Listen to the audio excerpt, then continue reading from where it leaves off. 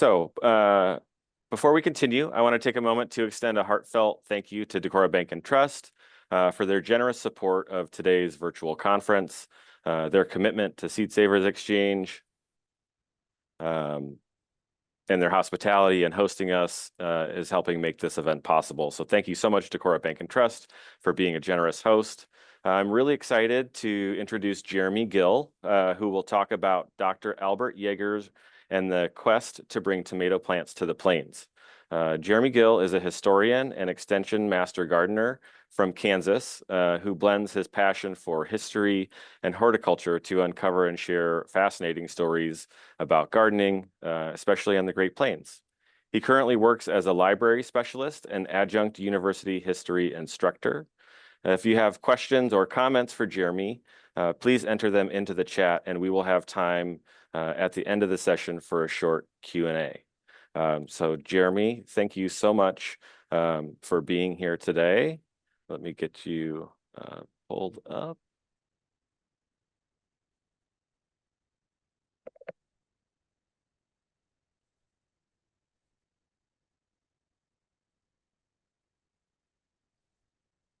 All right, thank you so much, Jeremy. All right, thank I'll let you take it away from here. All right, share my screen here.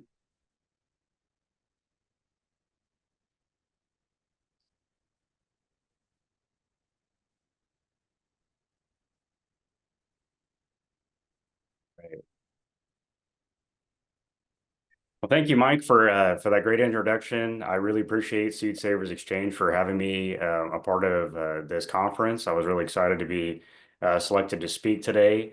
Like Mike said, my name is Jeremy Gill. I reside in Hays, Kansas. I grew up and have lived in Kansas my entire life, particularly Western Kansas. My hometown is, ironically, was Garden City, Kansas. So it kind of felt destined that that was a place that I would grow up. I've loved gardening ever since I was a little kid. I remember very distinctly going to Ace Hardware and buying my first a very, very hot pepper plant that I did not need, but I thought was very neat to grow. So I ended up growing a habanero pepper plant, the first thing I grew on a pot on my parents' front porch. So I've always really been interested in gardening, and it's really been exciting to share that now with my son, who really enjoys gardening too, and he's almost turning 5 here. So, my professional careers, I ended up attending Fort Hays State University here in Hays, Kansas. If anyone, seed people, farm people that are interested in that kind of stuff, to give you an idea of where Hays is at, well, one, we're right in the middle of I-70 on Kansas City or Denver. But particularly with the seed people, if you've ever heard of the Land Institute, they do a lot of perennials and Kernza research. That's in Salina, Kansas, and I'm about 90 miles west of there. So I've visited out there, which is a really neat place. Just kind of giving them a shout out. But my background is that I ended up going to Fort Hays State University. I majored in history, and so I've been really fortunate to find myself in positions where I can share that love. I currently work as a library specialist, and particularly in an archive and a local history collection. And then also, like Mike said, I'm a history instructor. So I've been able to really explore the history of horticulture, and especially out here on the Great Plains. And the reason why I find the Great Plains is a fascinating place to really study is that it sometimes is an incredibly difficult place to try to grow stuff, but it is so much more rewarding. Especially where I sit right now, we sit in a place that doesn't get always the most amount of rain, of very inconsistent rains. You're dealing with a lot of wind or hail, but sometimes we can get some really beautiful crops out here despite that. And the reason why I kind of talk about that is because these are problems that people have been faced since they've lived out here on the Great Plains, and especially farmers and then home gardeners. And the gentleman that I'll be talking about today, Albert Yeager, was hired to kind of alleviate some of those problems by breeding specific plants that would be beneficial to gardeners on the Great Plains. So get into that. So that was a little bit of introduction about myself. There's a little bit of photos from me from my own garden. I guess I also wanted to say that Mike had mentioned that I'm an extension master gardener. I give a shout out to Kansas State University. So I'm an extension master gardener through our land grant, University of Kansas State, and that'll also kind of play into what I'm going to talk about here. So before I get started about Dr. Yeager and his work, and I know that the Seed Savers Exchange and the community that we have here really does try to bring in all voices of the plains, people that have been growing our food here, especially on this continent, for as long as there's been people. And so the people that showed up and homesteaded on the Great Plains were not the first people to be growing anything. And particularly, I want to talk about the indigenous ag in the Great Plains, and particularly in North Dakota, with the Mandan, Hidatsa, and Arikara. So as they had been developed, all of these different seed varieties in their locally sourced area. A lot of this is what we get from the accounts of a woman named Buffalo Bird Woman, who, with her son and a anthropologist, ended up writing a book about the practices of the people of the plains, and talked about like developing the Three Sisters crop of beans, corn, squash, and other things like sunflowers. And I wanted to talk about the reason why I bring this up also is that as people started moving to the plains, and there were all these kind of seedsmen and that started kind of capitalizing on that and trying to take getting those seeds that they could then sell to other people. One of the particular people of interest here is Oscar Will, who came to North Dakota in 1881 and started his seed business in 1884. And part of his collection was that he created this, I mean, as he would call it, an Indian collection. We wouldn't obviously say that today. But he put those in the catalog, and in some ways you could probably go back and forth on whether that was a good or bad thing, but it did at least keep some of those varieties alive and in within circulation, and that are still available today. A couple of important acts and dates. I always want to talk about the Homestead Act. On May 20th, 1862, during the American Civil War, Abraham Lincoln had signed the Homestead Act, which allowed for the opening up of the West. Again, I know that this was not it wasn't a empty land as the federal government had made it sound, but with the intent that these lands that would be in the public domain would be open for homesteading at 160 acres per plot per family that would come out here.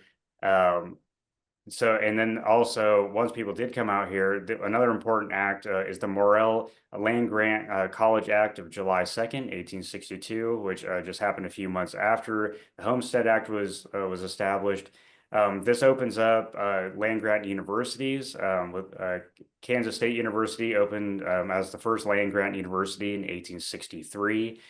These were to really expand agriculture practices, kind of blending a liberal arts college with or liberal arts college education with things like agriculture and mechanics. So you'd have like Texas A&M University, for example, or Oregon State. But with here, my state here, Kansas State University. This was the Agricultural Experiment Station Act, was signed of March 2nd of 1887. Again, was set up to try to find different varieties and test varieties in all of these different new and open lands. They didn't know what was going to grow out here. People had no idea what kind of crops could be grown out here, especially in places like where the Louisiana Purchase happens, out here in the Great Plains, being noticed as the Great American Desert. So there was some people that didn't even think anything could be grown out here.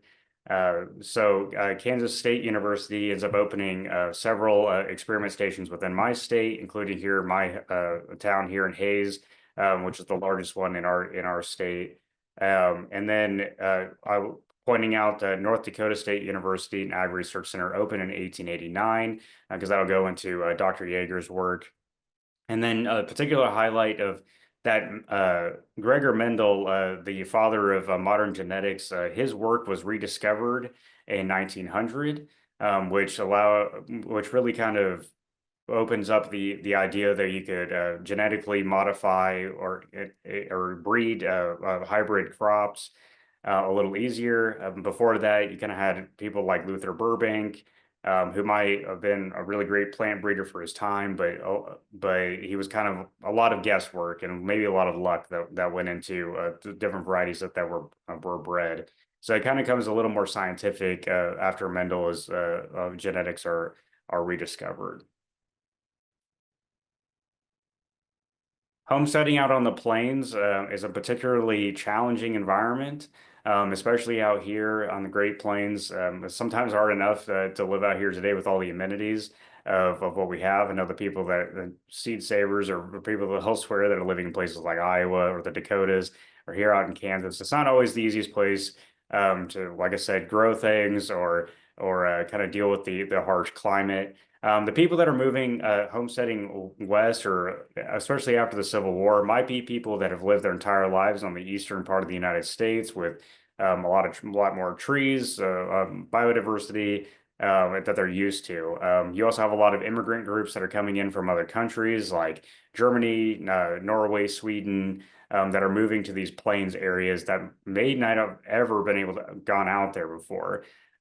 People are drawn to these lands usually through a lot of boosterism, through advertising, and people telling people that this was the new Garden of Eden, that you could grow anything out here. There's some ads that I've looked at for the different presentation that I do on the history of Southwest Kansas, where it talks about it being the greatest fruit country in the world. A lot of these were completely farce ideas that were placed in newspapers that got people out here, and then they felt like they were kind of sold the wrong bill of goods. My town of Garden City got its name a little bit because of trying to get people to come out there, making it kind of like a Garden of Eden type place. Because that's kind of when you start seeing like states calling themselves like the Garden State. Significant resources went into trying to develop new varieties that would be adapted to these plains areas. People bringing seeds with them from overseas. In some cases, people even bringing soil from their own home countries to the United States. I don't know if you'd be able to get through customs through that now, but really trying to just work with anything that they had in their region. After a couple of decades, most of the most common crops could be adapted and being grown on the plains. A lot of that was taken from indigenous seed sources like corn and squash and beans that had been regionally adapted. But one of the things that really didn't do well was tomatoes, which was still kind of a relatively new, popular fruit or vegetable variety for the people because for most of American history, people thought that tomatoes were poisonous until they were later adopted by people like Thomas Jefferson.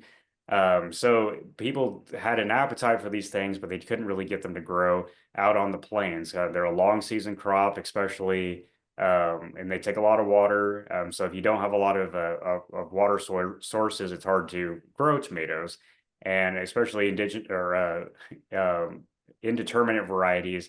They might take up a lot of space, and they're harder to grow. So there was kind of this challenge to really try to find adapted varieties of tomatoes for the plains. And that's where I get to talk about Dr. Albert Yeager.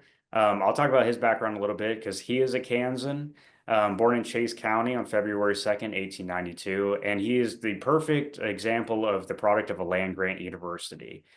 He received his bachelor's in horticulture from Kansas State. He then went on and got his master's degree in pomology from Oregon State, which is the study of fruit trees. And then he later ended up getting his PhD from Iowa State. Before he really got into working in agriculture or in education at agricultural research centers, he had worked for the Pennsylvania Chestnut Blight Association. A lot of us gardening people or nature people know about the demise of the chestnut tree in the eastern half of the United States. The native tree that really kind of built a lot of this country. And his job was to kind of study this blight. He ended up losing that job mostly because it was such a losing battle, and unfortunately, we've still not recovered fully the chestnut tree. He ended up teaching at another land grant university, Penn State, from 1916 to 1918. and then I'll talk about his work, particularly at North Dakota State University. He ended up accepting the job at North Dakota State, and then he held that position until 1937. His tenure, he really kind of gets there, and they give them the instructions to find whatever varieties that will work on the plains. That is his one and only job that he has. So he gets to oversee the greenhouse at North Dakota State. He talks about this moment where he gets there and kind of goes hand in hand with God to develop these varieties. He kind of thinks that he's working in tandem with like more of a spiritual sense. And he really kind of adopts a lot of those Mendelian genetics to try to find hybrids and then stabilize varieties that might work for the Great Plains. He was called in the newspaper the plant wizard of the North, or the Luther Burbank of North Dakota. He experimented with several different breeding varieties or vegetable varieties and fruit varieties while he was at North Dakota during his tenure. But one of his really successful things that he ended up doing was ended up giving people an opportunity to grow tomatoes on the Great Plains. And I always think that it's kind of important to take note that, today is like if you can't grow a variety of something, like I would love to grow tropical fruit here in Hayes all year. But if I can't, I can still buy it from the grocery store. And not that you couldn't buy that kind of stuff out of a can in 1937, but it was kind of harder to get really fresh varieties. A lot of shipping varieties didn't always arrive in the way that people wanted them to. So Dr. Yeager spent his time breeding and testing these tomatoes, which is a very slow and tedious process. He would end up he was trying to develop a variety that would work in a short season that would happen before the height of the heat of the summer, which ends up developing blossom drops. So after a certain time, tomatoes won't grow after a certain heat, or they won't develop fruit after a certain temperature outside. He really did this with the home gardener in mind, not so much like a tomato farm operation. His early varieties were called the Red River, which is the Red River in North Dakota. But he really did believe that he could improve upon it. He ended up working a little more with hybrids that resulted in his Bison tomato, named after North Dakota State's mascot, the Bison, in 1929. The Bison, he crossed the Bison Red River. It was a Red River and Cooper special that took about 15 years to develop successfully. The Bison is a determinate variety, meaning that it has determinate growth. It doesn't go beyond a certain growth height, and then it also develops all of its fruit at one time. It was released to the public in 1932, and by 1933, the Bison became the most popular variety in that region, and then it goes outside of that region, including most of the northern plains and then all the way down through the southern plains. The testing of this variety is actually where I even got introduced to Yeager and these varieties. Is that when I was coming through a Fort Hays experiment station out here in my town, their records, and they said that they had done tomato trials in the 30s, and I was like thought that was really interesting. And they had come up and said that the best variety was the Bison tomato. So that's how I even got introduced to this topic, and I've kind of gone down this rabbit hole the last few years looking into this. And then I ended up finding these photos at the experiment station, which is still active, of most of these varieties that they were testing out here. So the tomato gets experimented with all over the kind of the western side of the United States, including here in Kansas, Texas, Oklahoma, and Wyoming. Once the Bison tomato ends up on the market, it gets advertised in several different newspapers and seed catalogs. The reason why I had brought up Oscar Will also at the beginning was that he was one of the first people to market the Bison tomato, especially because he was a North Dakotan. But as you can see here from Sunray, Texas, the Bison tomato beats anything that I've raised in Plains country. That was a really common occurrence to have out here, and became an incredibly successful and popular tomato variety. after the Bison tomato, and kind of interesting about the rest of his career. So seed companies, why you kind of like don't hear about the Bison tomato anymore is like any kind of other seed varieties, and it's always constantly being changed. People are constantly they're constantly experimenting with different varieties. It just kind of fell out of fashion. Common garden varieties like Celebrity, Better Boy, Big Beef, all of these that kind of I always take the hardware store varieties, kind of take place and kind of take hold, and become really popular. They always say like Jetstar is the best one to grow in Kansas. So it kind of takes the place of the Bison tomato.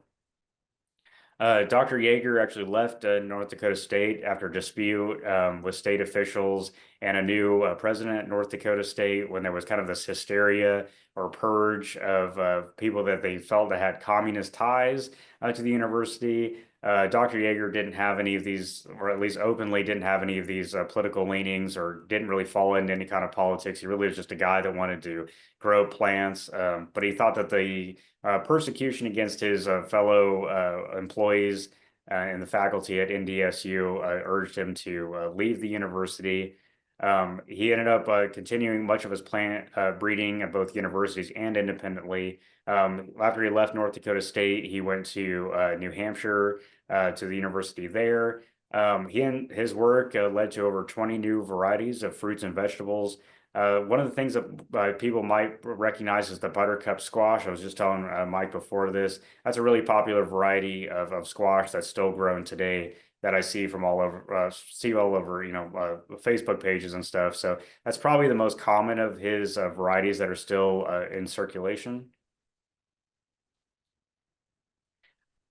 I'll kind of jump really quick to his work with Henry Wallace. This one is one of my other research interests, and I've done programs on Vice President Wallace. So Henry Wallace is an Iowa-born person, so the people at Seed Savers would probably know who he is. He was our ag secretary during Roosevelt's first term, and then he also served as vice president of the United States. And he's our most gardener-friendly vice president, or probably the highest official that we've ever had. His work outside of his political work was breeding gladiolas. He ended up breeding strawberry varieties, chickens. He had a garden plot in Washington, D.C. when he was vice president that he had on the Swiss embassy's grounds. There's kind of a funny story about a guy coming by and talking to him every single day about his tomatoes. And then one day it dawned on him that he was talking to the vice president of the United States, which is kind of crazy to think. But I think a lot of our politicians could probably benefit from getting their hands in the soil as Henry Wallace did. But Henry Wallace, when he retired from politics, he had moved to New York. He didn't ever return back to Iowa. But he ended up striking up a correspondence with Dr. Yeager as Dr. Yeager retired to Florida. But they shared correspondence several times over breeding projects with Wallace's strawberry breeding program. So I always kind of throw him in there because I feel like he doesn't get talked about enough, and especially his agricultural pursuits. But it was really fun for me to find out that two of the people that I've researched had correspondence with one another. And then just really quick here, I would like to share my citizen science project that I kind of spearheaded in 2020 during the pandemic, when everything kind of shut down and there was kind of a lot of everyone was kind of stuck at home and there was kind of a loneliness epidemic. When this was kind of corresponding with the same time, or correlated at the same time that I got interested in Yeager and found his seeds. So I ended up growing them myself at my house. It was the first time I'd ever grown tomatoes from seed.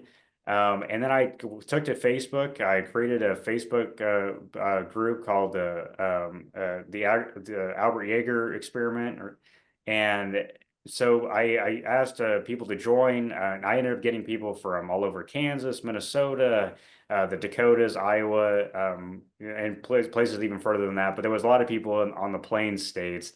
And I kind of just encouraged people to find Yeager's seed varieties through seed catalogs. then grow them in their own backyards and kind of post about their varieties. So these are some screenshots from different people that sent me stuff, from watermelon varieties to bean varieties and their own tomatoes, which has been a really fun project to see. I was telling Mike that unfortunately, I know that people are probably going to ask me in the comments on where you get this Bison tomato seeds, and I can't say, as of right now, it's not on Seed Savers Exchange. I ended up getting them through Victory Seeds. I don't know if Seed Savers has these other varieties or not. I haven't really checked that part, but if people are interested in growing those varieties, I did get them from Victory Seeds. So that kind of wraps up my presentation here. So I'd love to answer any questions. My contact information there, Jeremy Gill or my name is Jeremy Gill again, and my email address is jeremygillhistory@gmail.com. And I love to talk about this kind of stuff. I have other presentations that I've done in the past that kind of deals with agriculture, horticulture, history. So if anyone's interested in reaching out to me, I'd be more than willing to talk to your group or talk anymore if you have any questions or comments. I do have a Substack that I haven't updated in a little while, but I do have one. It's at Historical Harvest, which kind of explores some of these topics as well. That's my own backyard with a bison tomato plant growing. And so I'd love to chat with you about any questions you might have. So thank you all for tuning in this afternoon.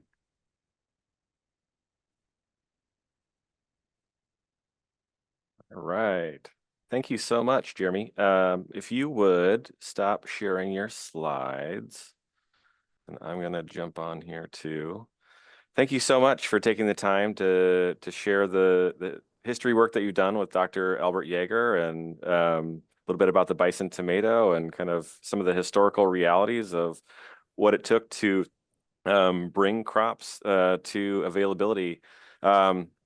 Just real quick, I just want to say that Spencer Carter did look and see that the exchange site at Seed Savers does have 2 listings of the bison tomato, Fargo yellow pear, and the golden bison available. Great. Spencer, thank you so much for so quickly jumping in and checking to see that that those were there. So that's really great. I'd be curious if tell us a little bit about what the research looks like to be able to kind of put this together, and why Dr. Albert Yeager, and kind of where your interest came from, and how you go approach kind of putting this information together to be able to share that as a historian. Sure. So my interest really got into this because, like I said, I was looking through some. There's like 100-year anniversary pamphlet or little book, the Kansas State Experiment Station. Well, I should say Agricultural Research Center is what they want me to say, out here. And so I was reading that, and I never knew that there was tomato trials, and there was some other fruit and vegetable trials that happen out here. None of that occurs anymore. Most of the experiments that take place out there deal with things like wheat projects and milo projects, those kind of things, like commodity crops. And when I saw the bison tomato on there, I thought, well, that's really interesting. And then as a historian, or even the people that are in science, it's like you see just a little thing, and then you just kind of start pulling the thread a little bit, and it might end up something that I never thought. It could either end right there as just that's all I have. Right. So when I found that, and I just did a quick Google search, bison tomato seeds, and that's like I said, Victory popped up there. I ordered seeds from them, and that's kind of how that started. So I was growing it in my yard, and was just casually kind of looking up. And then I also didn't know that Dr. Yeager was a Kansan, which was very neat to find out. So it was someone that was like right in my backyard. It was Sure. it was someone that went to Kansas State University, so he was an alumni from K-State. So I thought that was pretty cool. And then I actually ended up going to the Agricultural Research Center here and asking a guy who had worked there for a long time as a kind of a caretaker, but he kind of took everything. It was like he did his job, and he's just one of those people that did a million different things that you could never replace. And I asked him, I said, "Do you guys have an archive?"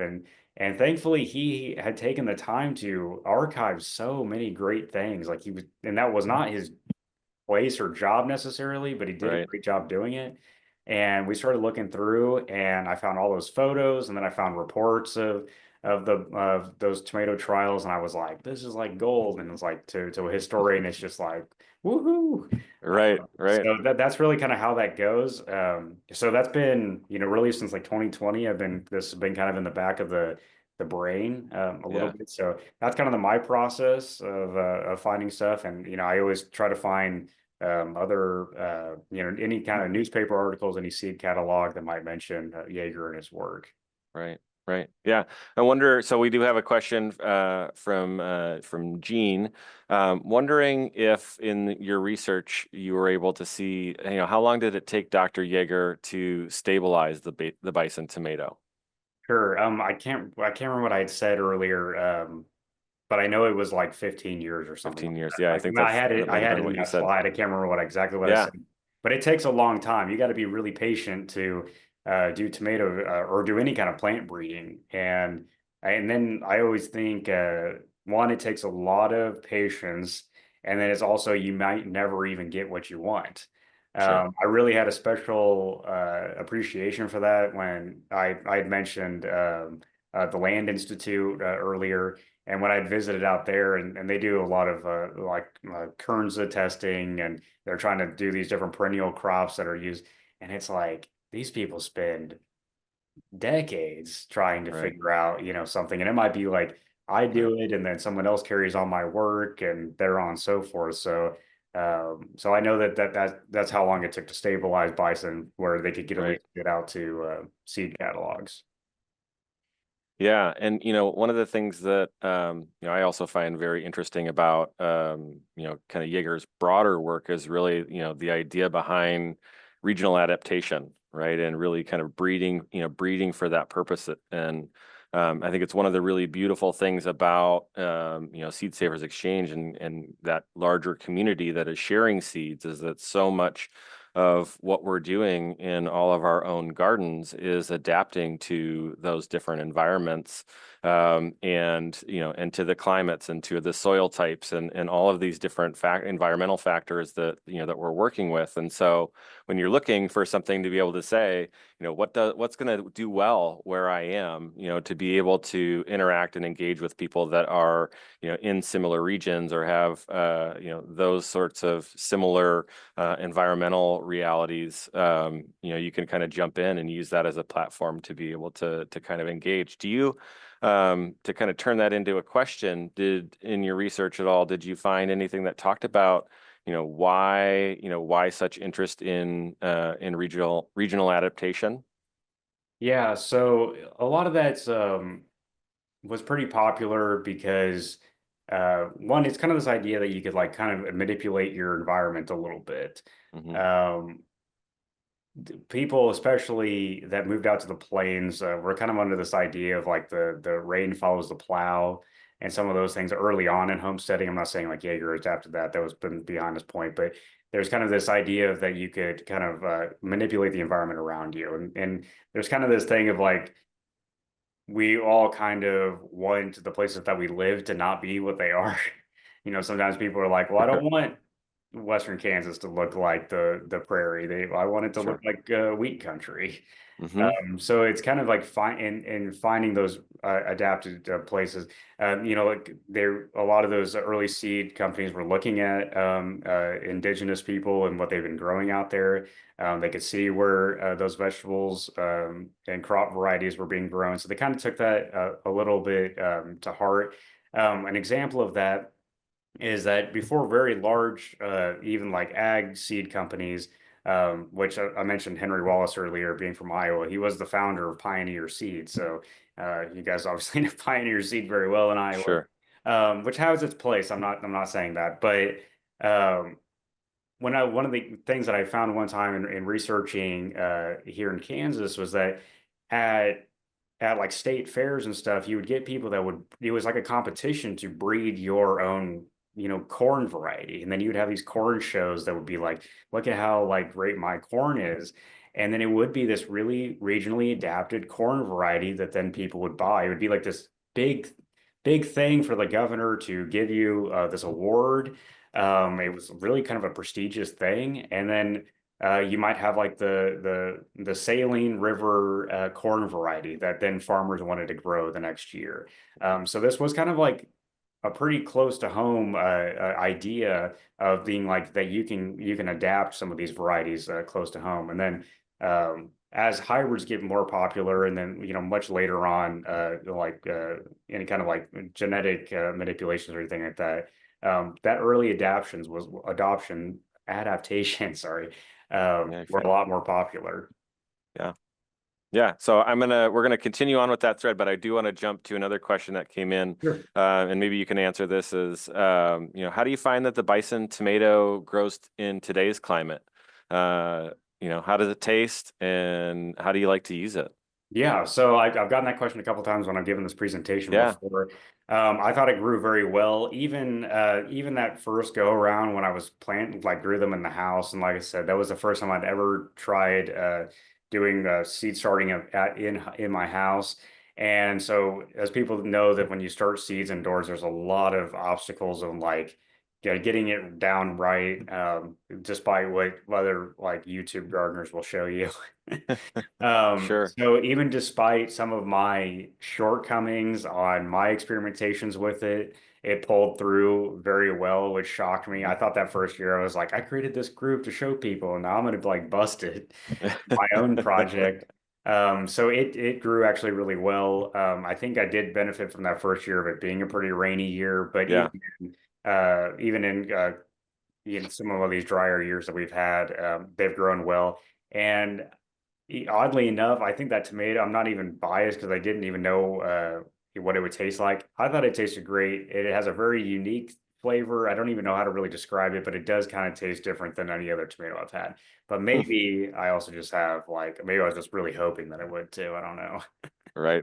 Or maybe because you were growing it and it was, That's all of right. this kind of culmination of the things that you had done and the research that Yeah. it was just, it was kind of out It of was like this this world big because of, moment, right? that's right, a Yeah, big moment for you. I'm a very much a fresh tomato person. I don't Sure. get too fancy other than maybe some salsa or something like that. But Yeah. just a Midwest slice it, salt and pepper. So Sure.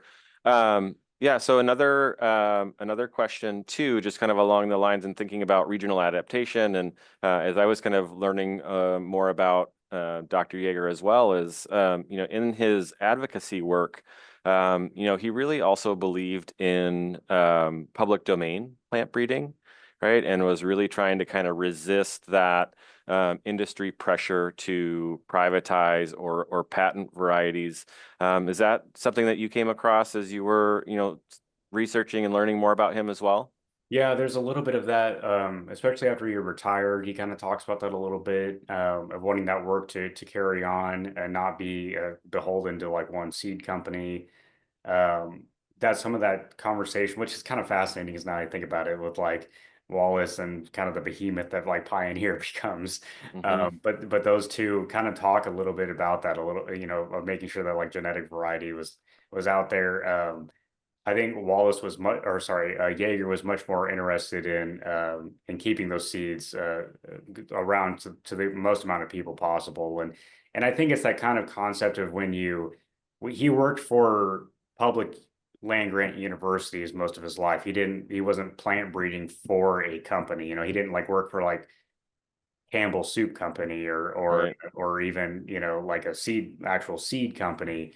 So I think that when you work in those kind of fields, you have like a bigger scope about like why you're doing that work and giving it back to the public. Um, there's another really famous K-State plant breeder that developed the crimson watermelon. And he talked about like before he passed away of how popular the crimson sweet watermelon got, and how he never received any money from it because it was just, you just give it to the benefit of, our community basically. Right. Right. Yeah. Yeah, and listening to you kind of tell this story as well, I think one of the other things that kind of struck me is, you talk about again, to the question of, how long did it take to, to stabilize, the Bison tomato, but, really just all of the, the care and the time and the work and the stewardship that goes into, whether you're breeding or whether you're, saving seed and carrying that on through stewardship over, over years, is that, it's a lot of time and energy and selection, that really happens. And, as hybridization, kind of took over and that became, a more significant part of um, the marketplace, a lot of these open pollinated varieties that were being worked on and provided by, regional seed companies, because we saw that so much more in that time, right? Is that you didn't have, a handful of companies that were providing seed across,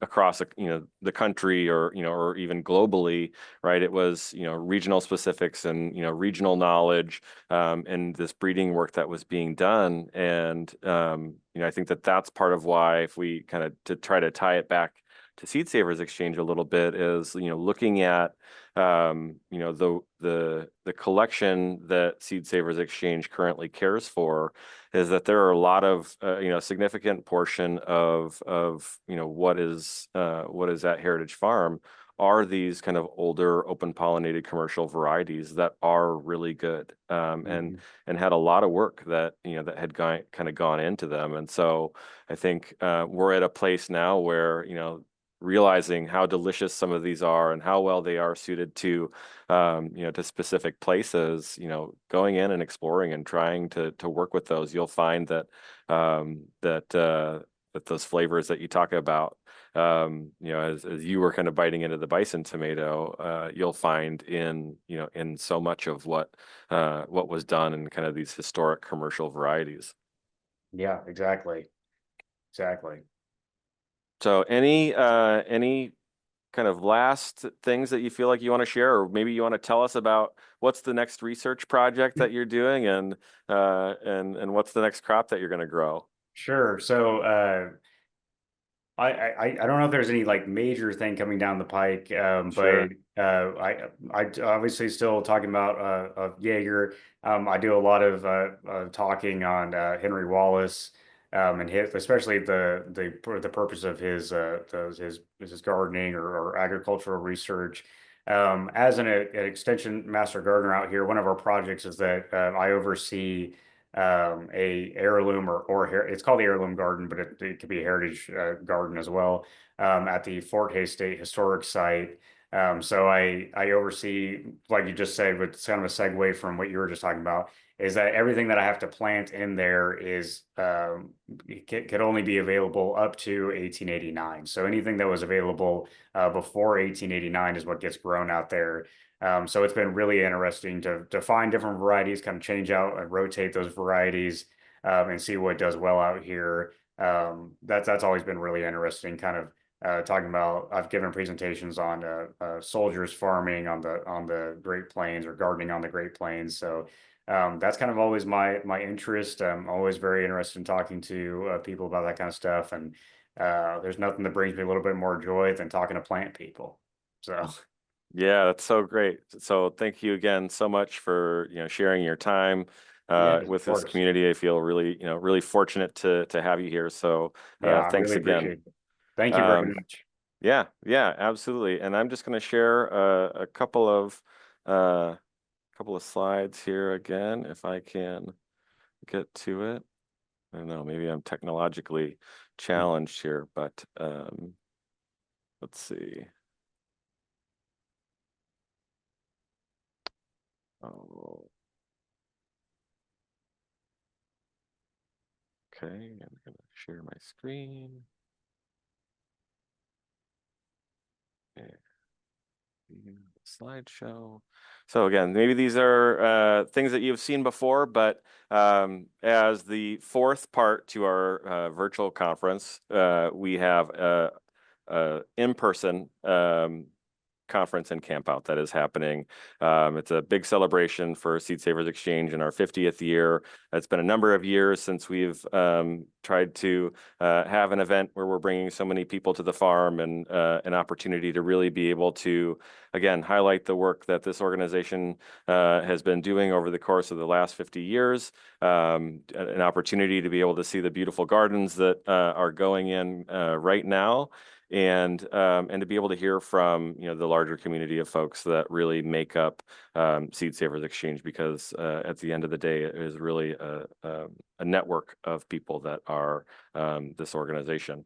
And again, Spencer, thank you so much for jumping in and seeing what we had on the exchange. And I would encourage you all to really be able to explore the exchange and see the unique varieties that are absolutely regionally adapted to all of the places where folks are growing and saving seed and offering to share seed. And they can speak, just like Jeremy did to Dr. Yeager's work about the work that they're doing in their own gardens. And so definitely advocate for you all going and deep diving into the exchange. And again, here's an opportunity to be able to come and spend some time exploring Seed Savers Exchange and all the information, and obviously, things that we're bringing out of the collection. So you see on the slide here, these varieties that we're highlighting as, the collection.